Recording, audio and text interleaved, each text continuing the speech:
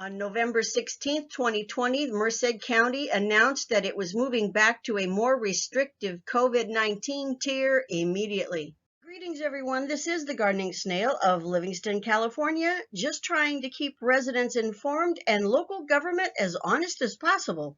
And I've been tracking the numbers since the COVID-19 outbreak began. If you like what I do here, please subscribe to the channel and share these videos to get the information out to as many people as possible. To begin this recap, we're going to look back to Friday, November 6, 2020, when Merced County was in the red tier.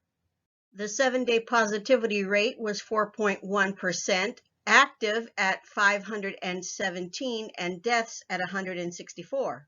By Friday, November 13th, positivity rate had increased to 5.5%, active cases to 700, and deaths to 169.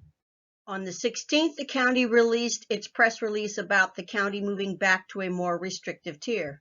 What follows are a few highlights. This is from the Merced County November 16th, 2020 press release, which talked about Merced County moving back to the more restrictive tier. It states within the last 3 weeks, the number of daily cases in Merced County has nearly tripled. As a result, the county is not meeting the state's metric to remain in the red substantial tier. We'll skip down to the next paragraph. The schools that reopened for in-person instruction under the red tier may remain open and may continue their gradual reopening plans. However, schools and school districts that have not already opened for in-person instruction will need to obtain a waiver approved by the Merced County Public Health Officer and the CDPH to open for in-person instruction. Only grades K through 6 are eligible to reopen via an approved waiver. The county will need to remain in the purple tier for at least 3 weeks and must meet the red tier metrics for 2 of those weeks before the state will return the county to the red tier. Health officials want to remind everyone to limit gatherings and the mixing of different households, especially with the upcoming holiday season. Along with following safety measures, individuals are strongly encouraged to conduct ongoing surveillance testing by getting tested every 14 days to ensure that you do not have the virus. Oh, I love the way they call that surveillance testing.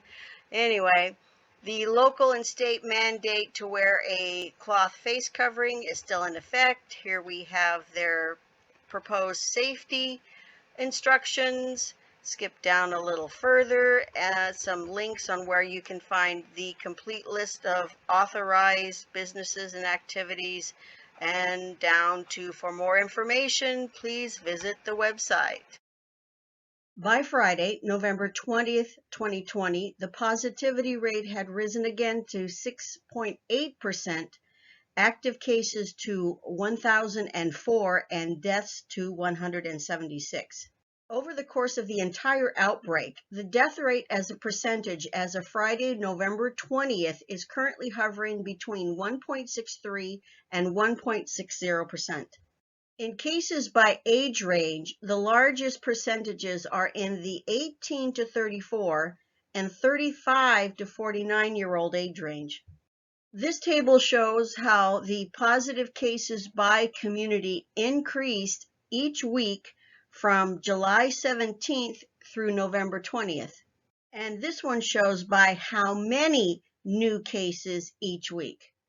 This makes it a little easier to see. For example, in Livingston, cases increased the most during the week ending August 14th. The rate of increase dropped for a while and has begun rising again. By comparison, here's Delhaize, Dos Palos and La Gran Planada, Gustine and Hilmar, Merced, Los Banos, and Atwater. Here we have the number of active cases over the course of the entire outbreak. You can see where it peaked around the 9th through the 23rd of August, dropped, and is now curving upward again. And lastly, we have the cases by exposure type. If you're subscribed to the channel already, you might want to check and make sure you're still subscribed so you're notified whenever a new video goes live. And subscribe if you're new. Until next time, this is the gardening snail of Livingston, California, because not every critter is hiding under a rock.